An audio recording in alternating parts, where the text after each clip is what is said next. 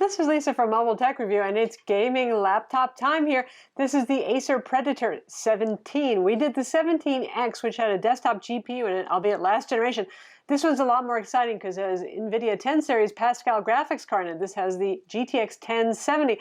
Obviously, it has that gamer looks. I kind of like it. It depends what you're buying a laptop for. If you're buying it, well, for gaming, then it's kind of cool.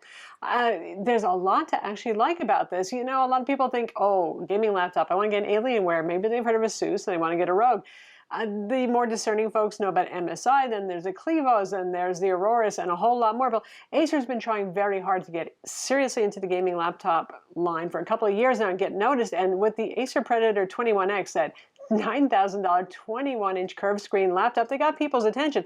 And you know what? This more mainstream laptop is something that's really worth considering. We're going to look at it now. Okay, so what is it for those of you who are not up on the Acer Predator line? It is a 17-inch gaming laptop running Windows 10. There's also a Predator 15 for those of you who like it smaller. Well, we're looking at the 17-inch one for you hardcore gamers who say, I don't care about how heavy it is to carry it around. I just want something that's pretty powerful, runs fairly cool, and has a big screen on it. That's what this would be.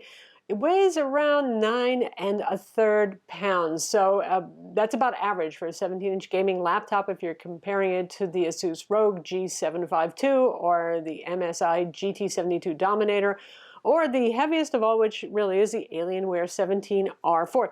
So par for the course there. What's cool about it? Well, it has a very good chiclet keyboard here. For those of you who don't like that Alienware style keyboard, the old-fashioned looking one where the key edges bevel down and sort of touch, this has a new traditional, shall we call it, because it's more common, chiclet keyboard. It's a very good keyboard. Really nice key travel, very positive, very quiet feeling keyboard. Good for gaming and, well, actually just great for typing. Obviously, we have a number pad here. It's a 17-inch laptop. It would, particularly a gaming laptop. So this has a backlit keyboard. Other than the permanently rimmed in red plastic arrow keys and WASD keys, you have zone backlighting here. So you have 3 separate zones, here, here, here. And then you have the number pad, which is always lit in a kind of whitish light. For some reason, you can't change the coloring on the number pad. And we have function keys on the left side, right over here. So you can use those to control whatever you want. They're popular with gaming laptops, and obviously those have their own separate color too. The trackpad is likewise very good. It's responsive, it's predictable, it has good multi-touch support, dedicated clicker buttons, kind of soft touch, which I prefer. Some people like them stiff, some people like them soft. And there's also a button beside the trackpad to turn it off and on. So if you're playing games, for example, you don't accidentally hit the trackpad if you're using an external mouse, which a lot of serious gamers do. On the back, you have 2 red LED strips and a little backlighting around the Acer logo icon, whatever you want to call it. There's sort of rising phoenix looking thing.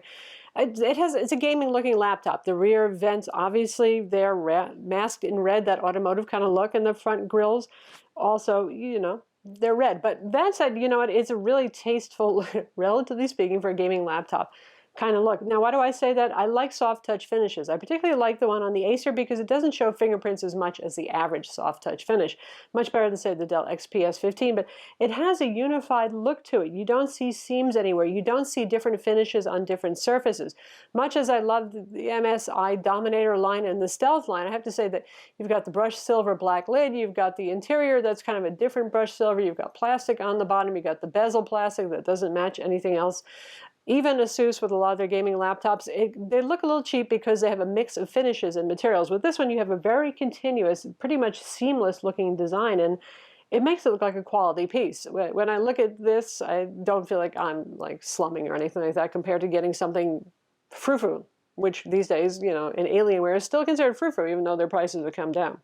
For the processor, you have the usual 2.6 gigahertz Core i7-6700 HQ, soon to be refreshed with Kaby Lake 7700 HQ. Either way, there's not a huge performance difference between those two, so yeah.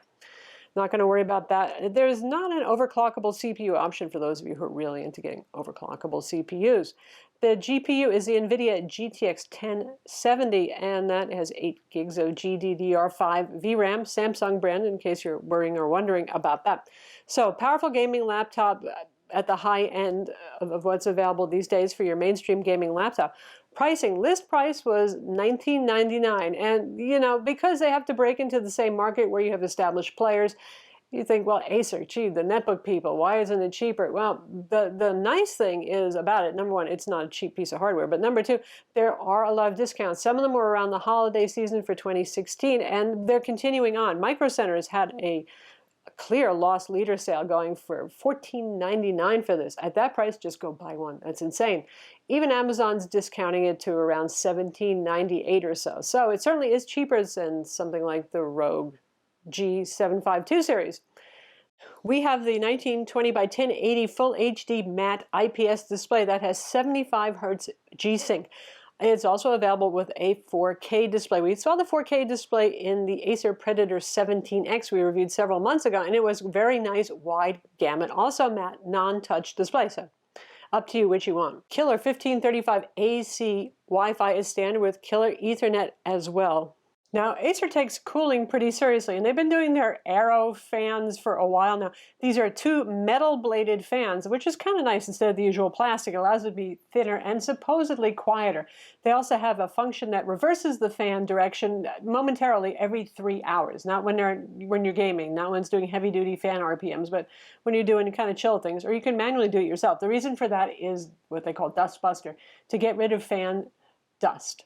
So beyond that, they really have some interesting stuff going on here. Let's flip this over. So we have your usual, or not so usual in some cases, removable optical drive. Well, here's our optical drive. It's your standard DVD drive, right?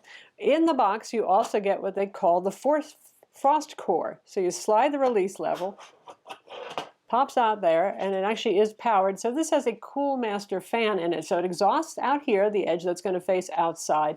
It intakes air from here, and I'm assuming from here as well. Now, the hot components are back here, your CPU and your GPU, so it's not that close to either of them.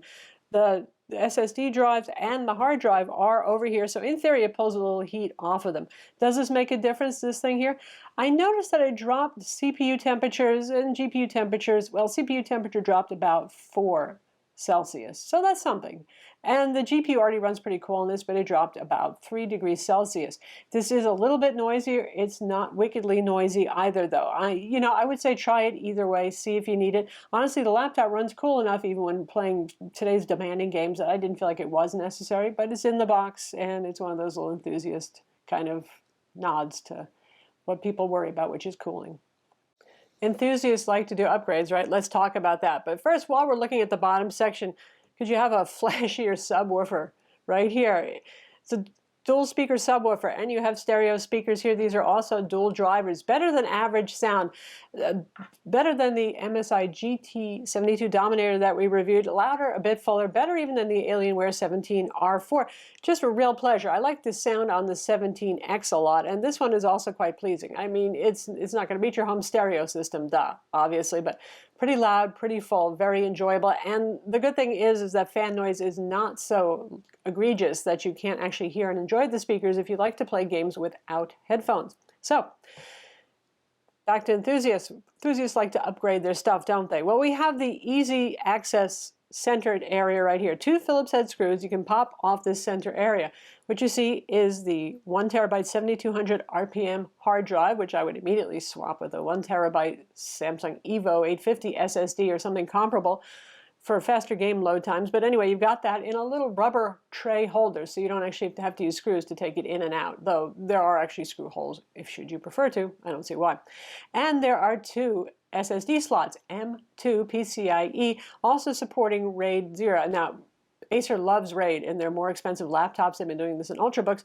And the 2 M2 slots on ours are populated with 2 drives. So we have a 256 gig SSD as it appears in Windows, and it's really 2 128 gig Light-On brand SSDs in RAID. The speeds were okay. They weren't super duper as fast as I've seen with the fastest NVMe drives. Of course, you could upgrade and swap, and that also depends on what configuration you get. They also have a 512 gig SSD option that has a single PCIe NVMe high-performance SSD.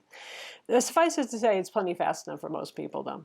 So if you want to get into the whole rest of the innards there, it's kind of a 2-step approach. Alienware does this. This isn't quite as much work.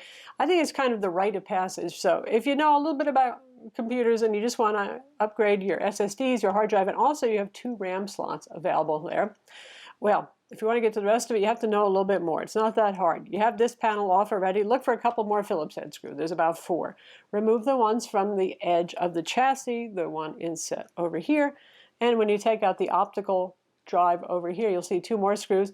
Work the chassis up. Now, the trick is the rear grille, the red grille area on the back, that is going to be the hanger on, the sticker. So the whole red area is going to come up with the bottom panel there. Take your time when you work it up. So once you do that, you have access to everything that's inside, and you can see what that looks like. Nice, clean, laid out design, easy to get to the fans and the heatsink, and you don't have to take out the motherboard if you want to repaste your CPU and GPU heatsink area there. Just remove the fans, and then you can see the clearly marked screws to take off the heatsink. Should you want to repaste, though, I didn't see a need to do so. The only thing that is difficult to access is the other 2 RAM slots. There are 4 total. 2 of them are on the flip side of the motherboard. We've seen that again with MSI, with gaming laptops in general. They just don't have enough room. But you do have 2 slots accessible. Ours had 2 8-gig DDR4 2400 megahertz RAM modules installed in the difficult to access section. So you still have 2 more open. Theoretical max, of course, is 4 times 16, so 64 gigs. And if you wanted to roll it the way it is with 16 gigs of existing dual channel, you could go up to 48 just by adding 2 16-gig modules.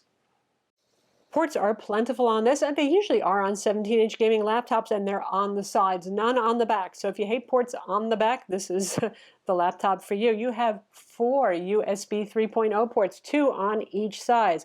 Full-size DisplayPort, not the usual mini DisplayPort, that's different. HDMI, USB-C Gen 2/Thunderbolt 3, 1 port. So for those of you who are thinking about using an external GPU years down the road when the GTX 1070 ain't all that anymore, well, you can do it, which is pretty cool. And of course, use USB-C peripherals in the meantime too. You have an Ethernet port, you have a full-size SD card slot. Take that, Alienware, they got rid of the SD card slot. There are also separate mic and headphone jacks, gold-plated, and that's it for ports, quite ample. The power brick is your usual 230-watt power brick, which is as it should be. That's the appropriate amount of output to charge the laptop even when it's working hard and gaming. So how about gaming performance? It's been a pleasure. In synthetic benchmarks, it did very well. In fact, it was one of the top performers. Now, all of the 17-inch gaming laptops with the GTX 1070, and we reviewed quite a few already, perform pretty close. So we're not talking huge differences here, but it's enough of a little bit extra oomph that I was pretty impressed. And CPU and GPU temperatures, you'll see as we're playing gaming, I'm going to switch over to hardware info so you can see the core temperatures on this and the GPU temperatures, all very good. Typically somewhere between the mid-50s to the low 70s when playing the most demanding titles, Fallout 4, Far Cry Primal, you get the idea. The Division, piece of cake, very easy for this. Battlefield 1, absolutely no problem. So the temperatures are as they should be. Now, Acer does have a couple of different Acer Predator Sense profiles, so you can set it to have the fan spinning up more aggressively if you want even lower temperatures. The CPU temperatures aren't as cool as the Alienware 17R4, but the laptop is also a lot quieter and still running in a very acceptable temperature range. So I would choose quiet, but like I said, you can also crank up the fans on this if you want to. So currently there is no game that can bring this to its knees. At 75 hertz even, so 75 frames per second, using G-Sync on this, I was able to run every game except for The Witcher 3 on Ultra. Absolutely no problem. Of course, The Witcher 3 we know is an absolute pig, so there you're looking more at like 58 to 60 frames per second. I would stick with high in general with The Witcher because it's just such a pig of a game. It's pretty future-proof in that respect. It's also obviously, like any high-end gaming laptop, very capable of doing heavy mathematical analysis, modeling, 3D modeling, that sort of thing, number crunching, video editing, all of those sort of things. And in fact, it's going to be cooler and quieter doing that than playing games for 3, 4, 5, 6 hours, if you're lucky enough to have enough time to be doing those things. One thing to note, if a laptop has G-Sync, it does not have NVIDIA Optimus switchable graphics, so this cannot switch to integrated graphics. What does that mean? Battery life is, well, it's typical for a giant laptop that has a lot of horsepower inside. Gaming laptops don't usually have very good battery life, and this one's around 3.5 hours on a charge, of course, always running on dedicated graphics. That's a technical limitation. It's not Acer's fault. So there you have it, the Acer Predator 17. 9+ pounds of gaming goodness. It runs cool. It runs fairly quiet. I know some folks have said otherwise in some reviews, but this one, relative to the other NVIDIA Pascal 17-inch gaming laptops that we reviewed, it's quiet. Believe me, the Alienware 17R4 was getting a little annoying. It was so loud. Performance is very good on this. The thermals are good. The screen's nice. There's a 4K option as well. So, hey, especially given discounts, it's definitely worth a look. I'm Lisa from Mobile Tech Review. Be sure to subscribe to our YouTube channel for more cool tech videos, and thumbs up if you liked it.